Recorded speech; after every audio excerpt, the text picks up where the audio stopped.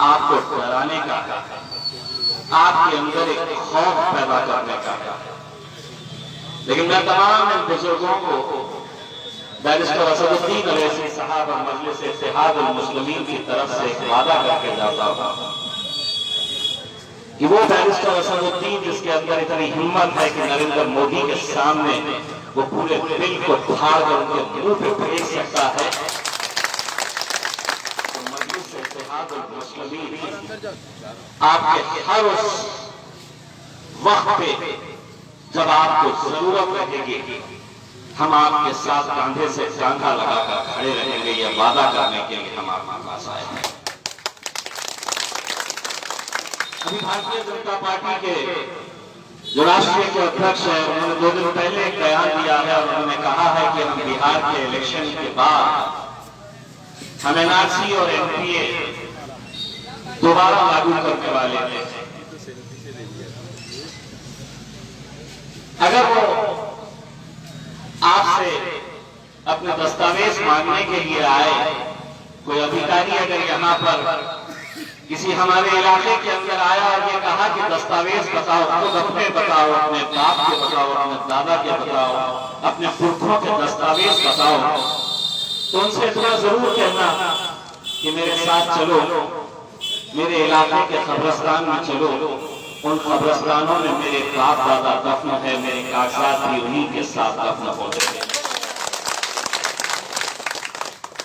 उस मिट्टी को उठाकर कहना कि इस मिट्टी के अंदर हमारे बाप दादा दफन है, तो मैं कागजात नहीं, ये मिट्टी गवाही देगी कि ये मुल्क जितना तुम्हारा है उतना मेरा भी है। आज लेकिन सभी राजनीतिक पार्टियां आपको फिर एक बार उलझाने के लिए, आपसे वोट की भीख मांगने के लिए फिर आपके दरबार में हाजिर हुई है। हर 5 साल के बाद यही कुछ खेल खेला जाता है, यही सब साजिशें रची जाती है कि वोटरों को उलझा के रखो। हम तो हैरान हैं कि बिहार की जनता को ये नेता इस तरह के कितना बेवकूफ समझते हैं कि जो दिवंगत नेता है पासवान साहब, उनकी पार्टी भारतीय जनता पार्टी के साथ केंद्र सरकार में रहेगी। नीतीश कुमार की पार्टी भारतीय जनता पार्टी के साथ केंद्र सरकार के अंदर रहेगी, लेकिन पासवान साहब की पार्टी बिहार के अंदर ये कहती है कि नहीं, हम भाजपा के साथ रहेंगे, नीतीश के साथ नहीं रहेंगे। भाजपा कहती है कि हम नीतीश के साथ भी रहेंगे और पासवान के साथ भी रहेंगे। पासवान की पार्टी कहती है कि अगर हमारी सरकार हुकूमत में आ जाती है तो हम नीतीश कुमार को जेल में डालेंगे। भारतीय जनता पार्टी कहती है कि हमारी सरकार आ जाती है तो हम नीतीश कुमार को मुख्यमंत्री बनाएंगे। ये सिर्फ उलझाने का खेल खेला जा रहा है। लोग ये समझते हैं कि जनता बहुत बेवकूफ है, हम घुमाएंगे फिराएंगे फिर सत्ता के अंदर आ जाएंगे। ये खेल हो रहा था पिछले 74 सालों से, ऐसा ही कुछ खेल खेला जा रहा था। उस वक्त वो जैसा करते थे हम सुनते आते थे, लेकिन उस वक्त मजलिस इत्तेहादुल मुस्लिमीन मैदान में नहीं थी। अब मजलिस इत्तेहादुल मुस्लिमीन मैदान में आई है। तुम 74 सालों से बोलते थे, हम सुनते बोलते थे, हम ऐसा करते थे, ये करते आए हैं, सुनते आए हैं। लेकिन अल्हम्दुलिल्लाह बैरिस्टर असदुद्दीन अवैसी साहब मैदान में आए हैं, तो मैं आप सब की तरफ से उन तमाम राजनीतिक पार्टियों को एक संदेश देना चाहता हूँ कि तुम पहले बोलते थे, हम सुनते थे, अब हम बोलेंगे और तुमको और तुम्हारे बाप को भी सुनना पड़ेगा तुम्हें।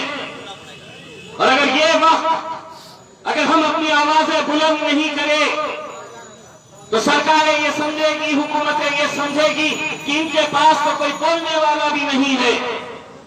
अरे एक है, एक बहुत हिम्मत रखती है कि 550 के ऐवान के अंदर, लोकसभा के अंदर शेरवानी पहनकर दाढ़ी टोपी का एक शख्स खड़े रहता है, सामने नरेंद्र मोदी, अमित शाह और भारतीय जनता पार्टी के तमाम नेता रहते हैं। ये हिम्मत बैरिस्टर असदुद्दीन अवैसी साहब को कहां जब वो कानून के उन कागजात को फाड़ के फेंकते हैं उनके मुंह पर, तो वो हिम्मत अगर उन्हें किसी से मिलती है तो इन लोगों से मिलती है ये हिम्मत, आप लोगों से मिलती है ये हिम्मत। क्या है, एक राज्य का विधानसभा का इलेक्शन, कितनी सीटें हम ले रहे हैं? महज 21 सीटें, लेकिन उन 21 सीटों के ऊपर भी देखिएगा कि कैसी तकलीफ है। हम पिछले बार जब आज महज 6 सीटों के ऊपर हमने इलेक्शन लड़ा, मकसद ये था कि हमारे आने की वजह से कम से कम सरकार के अंदर बैठे, चाहे वो भारतीय जनता पार्टी हो, राहुल गांधी हो, लालू प्रसाद हो या नीतीश कुमार हो, उन्हें यह एहसास तो हुआ कि अगर इस इलाके के अंदर हम नहीं आए तो असदुद्दीन अवैसी पूरे इलाके के ऊपर छा जाएगा। हमने उन्हें नींद से जगाया है और हमने उन्हें यह बताया है कि यह सीमांचल का भी इलाका भारत का एक हिस्सा है, इस मुल्क का हिस्सा है, लेकिन क्यों इसे पिछड़ा छोड़ा गया है? क्यों यहां पर तरक्की नहीं की गई? क्यों यहां पर सिर्फ बड़ी बड़ी बातें की गई है? अभी मैं जब निकल रहा था, मुझे एक साहब ने अखबार की एक कॉपी बताई। उस अखबार के अंदर नीतीश कुमार का बयान था, शायद 2-3 साल पहले का बयान है, जहां पर उन्होंने कहा था कि मैं मिट्टी में मिल जाऊंगा लेकिन भारतीय जनता पार्टी का साथ नहीं दूंगा। नीतीश जी, अब वक्त आया है, मिल जाओ मिट्टी में। आप ही ने कहा था, बयान है आपका, लेकिन सत्ता की लालच के अंदर इलेक्शन तक वादे करो, इलेक्शन खत्म हो गया तो जिसकी मर्जी जो जहां जाए चला जाए, कोई गारंटी नहीं है, कोई आपको इसकी गारंटी नहीं दे सकता है कि आज लालू प्रसाद कांग्रेस एक साथ मिलकर लड़ रहे, लेकिन कल अगर अमित शाह ने लालू प्रसाद के बेटे को बुलाया और कहा कि देखो, सिर्फ चारे के मामले में वो अंदर गए हैं, तुम भी अंदर जाओगे, अगर डराया धमकाया तो कोई गारंटी नहीं है कि ये लोग भी भारतीय जनता पार्टी के साथ चले जाएंगे। लेकिन मैं आपको गारंटी देने के लिए आया हूं, मजलिस इत्तेहादुल मुस्लिमीन का नुमाइंदा अपनी जान दे सकता है, अपना सर कटा सकता है, लेकिन सर झुका नहीं सकता। दोस्तों, आज एक ऐसा वक्त है कि जहां पर सारी ताकतें एक साथ मिलकर आ गई हैं। हर एक पार्टी की यही सोच है, लालू की और कांग्रेस की पार्टी सोचती है कि यहां से अगर हम नहीं जीते तो चलेगा, भारतीय जनता पार्टी जीत जाए चलेगा, लेकिन मजलिस में जीतना नहीं चाहिए। नीतीश कुमार ये सोचता है कि अगर हम नहीं जीत रहे तो लालू जीत जाए चलेगा, लेकिन मजलिस में जीतना नहीं चाहिए। ये सभी लोगों को मैं बताना चाहता हूं, ये सभी लोगों को, कि मजलिस की फितरत में कुछ ऐसी लचक है, तुम जितना उसे दबाओगे इंशाअल्लाह वो उतनी ही उभर कर आएगी, उतनी ही उभर कर आएगी। तुम जितना दबाना चाहे दबा लो।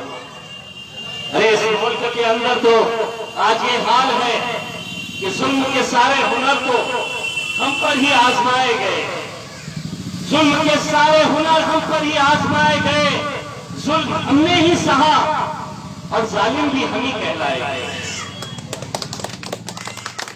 ये कैसा राज है, कैसी हुकूमतें हैं कि आज यहां पर हम क्या मांग रहे हैं? आज हमारे मुस्तकबिल, हमारे बच्चों के मुस्तकबिल के लिए हम अच्छे कॉलेजेस, अच्छे स्कूल मांग रहे। ये बैरिस्टर असदुद्दीन अवैसी साहब थे जिन्होंने पार्लियामेंट के अंदर खड़े रहकर ये कहा था कि हज की सब्सिडी अगर तुम्हें बंद करना है बंद कर दो, लेकिन हमारी बच्चियों के लिए कॉलेजेस खोलो, स्कूल खोलो, हम अपने बच्चों को पढ़ाना चाहते हैं। दोस्तों, क्या आप लोग भूल गए? अभी कुछ महीने पहले जब ये लॉकडाउन किया गया था, उस लॉकडाउन का भी तरीका देखिए मोदी साहब का। 4 घंटे पहले आए और कहा बंद, अब बंद हो जाएगा 4 घंटे। ये सोचा था कि बिहार के हमारे कितने नौजवान हिंदुस्तान के कोने कोने के अंदर रोजी रोटी कमाने के लिए गए, क्या इंतजाम किया गया था उनको वापस अपने घरों तक पहुंचाने के लिए। हमने महाराष्ट्र से हमारी पूरी टीम, मजलिस इत्तेहाद और मुस्लिमीन की पूरी टीम सड़कों के ऊपर थी। वो इसलिए थी कि जिस कौम को इल्जाम दिया जा रहा था कि पूरी दुनिया के अंदर कोरोना वायरस फैला था, पूरी दुनिया के अंदर, लेकिन किसी ने यह नहीं कहा था दुनिया में कि ये कोरोना अगर फैला है तो किसी एक मजहब की वजह से फैला है। सिर्फ हमारा ये मुल्क था जहां पर इस बीमारी को मजहब का रूप दिया गया था। ये बताया गया था कि ये मुल्क में कोरोना जो फैला है वो मुसलमानों की वजह से फैला है। पूरी दुनिया के अंदर वाहिद एक ऐसा मुल्क था जहां इस बीमारी को मजहब का रूप दिया गया था। लेकिन मैं सलाम करता हूं इस मुल्क के हमारे नौजवानों का, बुजुर्गों का, कि जब लोग अपने अपने घरों की तरफ निकल रहे थे तो हमारे नौजवान सड़कों के ऊपर खड़े थे। कोई खाने का इंतजाम कर रहा था, कोई पिलाने का इंतजाम कर रहा था, कोई पानी पहुंचा रहा था, किसी का पेट भरा हुआ था तो उसे तोशा दे रहा था कि तुझे रास्ते में भूख लगेगी तो तू ये खाना खा लेना करके। वो लोग जो हमें नफरत की नजर से देख रहे थे, अल्हम्दुलिल्लाह हमारे नौजवानों ने मोहब्बत से उन लोगों का दिल जीतने का काम किया, दावत का काम किया था। लोग सोच रहे थे, दूसरे समाज के, धर्म के, मजहब के लोग सोच रहे थे अरे यही मजहब के लोगों के ऊपर तो हम इल्जाम दे रहे थे कि इनकी वजह से कोरोना पहुंचा, लेकिन जब मेरे ऊपर आफत आई, मैं जब भूख से बिलबिला रहा था, मुझे जब प्यास लग रही थी तो यही कौम मेरे लिए रस्तों के ऊपर खड़ी थी। ये काम हमने किया।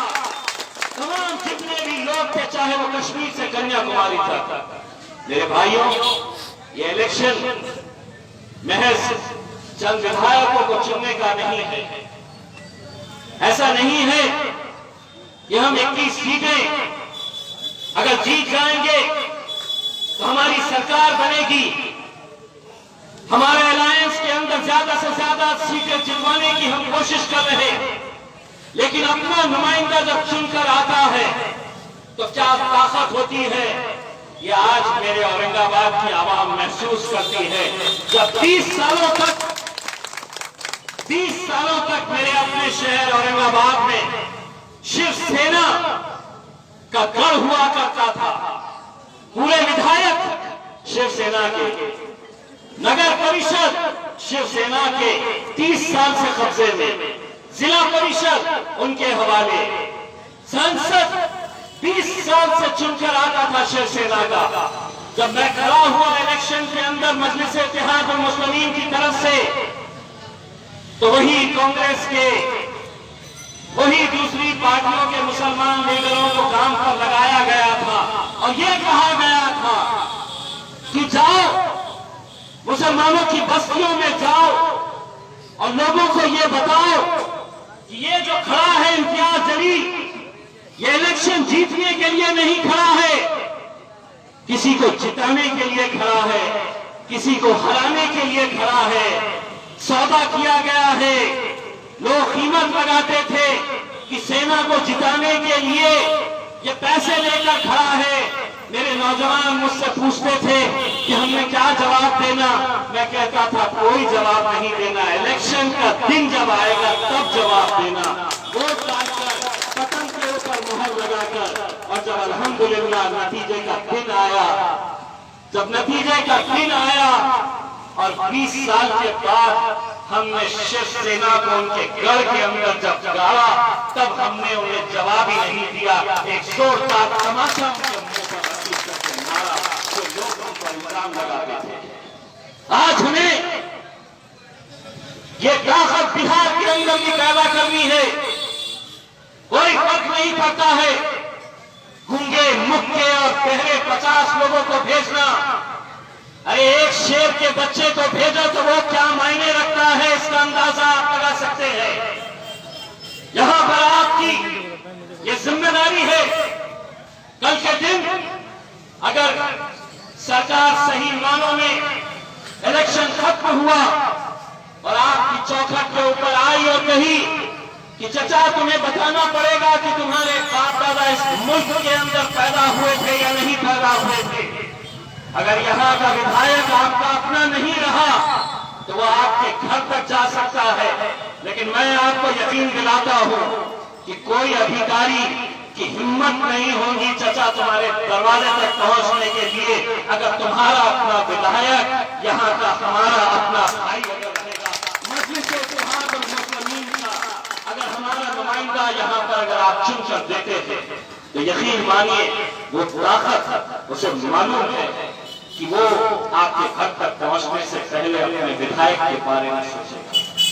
दोस्तों, इलेक्शन के वक्त में हर तरह के हथकंडे अपनाए जाते थे, पैसों का खेल खेला जाता है, पैसे तकसीम किए जाते हैं।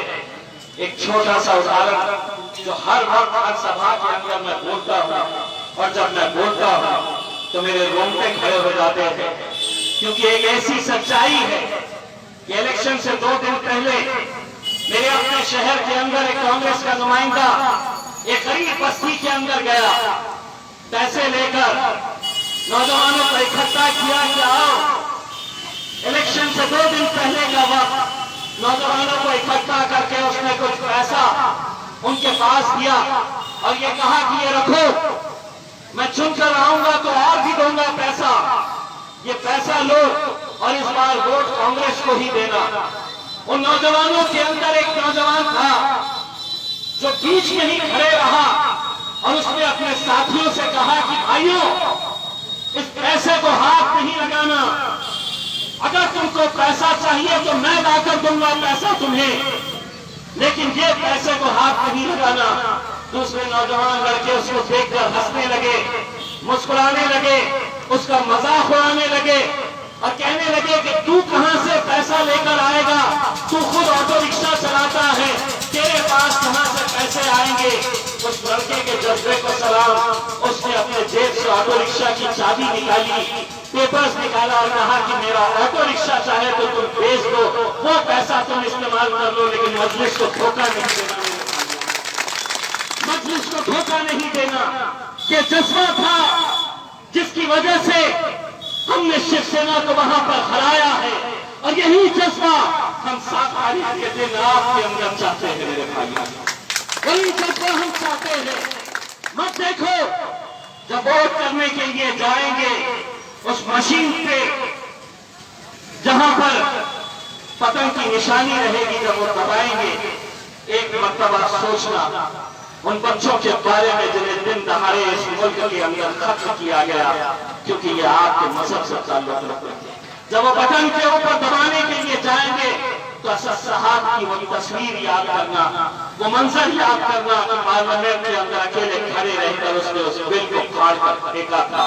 मेरे भाइयों, इलेक्शन से पहले भी बहुत आए हैं, इसके बाद भी बहुत आएंगे, लेकिन ये इलेक्शन आप अगर इजहार साहब को यहाँ पर चुना कर देते हैं तो इजहार साहब को यहाँ पर विधायक बन जाएंगे, लेकिन ताकत मिलेगी मेरे भाई बैरिस्टर असदुद्दीन अवैसी साहब को, और वही ताकत आज मुल्क के लिए, इस मुल्क के मुसलमानों के लिए, दलितों के लिए, पिछड़ों के लिए आज जरूरत बन गई है। हम सियासत के अंदर बढ़ जाते हैं, हम सियासत के अंदर बिखर जाते हैं, हमें बांट दिया जाता है। इलेक्शन से 2 दिन पहले आपके भी चौखट के ऊपर आएंगे, आपको भी पैसे का लालच देंगे। कितना पैसा? 500 रुपये, 1000 रुपया, 2000 रुपया, क्या होगा मेरे भाइयों? इस पैसे से आप जाकर सबसे तरकारी खरीद सकते हैं, 2 दिन का खाना खा सकते हैं, लेकिन 5 साल अपना सर अगर फख्र से ऊंचा करना है, 5 साल अगर सीना चौड़ा करके चलना है, तो यह आप लोगों की जिम्मेदारी है कि 7 तारीख के दिन भारी अक्सरियत से आप हमारे इजहार साहब को जिता कर लेकर आए। और हम इजहार साहब से एक गुजारिश करना चाहेंगे कि इजहार साहब, लोगों ने वादा किया है कि आपको जिता कर लेकर आएंगे, आप हमें ये वादा करिए कि इंशाल्लाह आपके जश्न के प्रोग्राम में आप हमें जरूर यहाँ पर बुलाएंगे फिर से एक बार। तो दोस्तों, मैं आप लोगों का तहे दिल से शुक्रिया अदा करता हूँ और ये उम्मीद करता हूँ कि इंशाअल्लाह 7 तारीख के दिन आप लोग भारी अक्सरियत से मजलिस को कामयाब बनाएंगे। एक एक वोट बहुत मायने रखता है। अगर ये सोचेंगे कि मेरे वोट का क्या होने वाला है, अगर मैं नहीं किया तो क्या होगा, एक एक वोट से खतरे खतरे से दरिया बनती है मेरे भाइयों, और वो दरिया आप लोगों को 7 तारीख से निकालना है। बहुत बहुत शुक्रिया।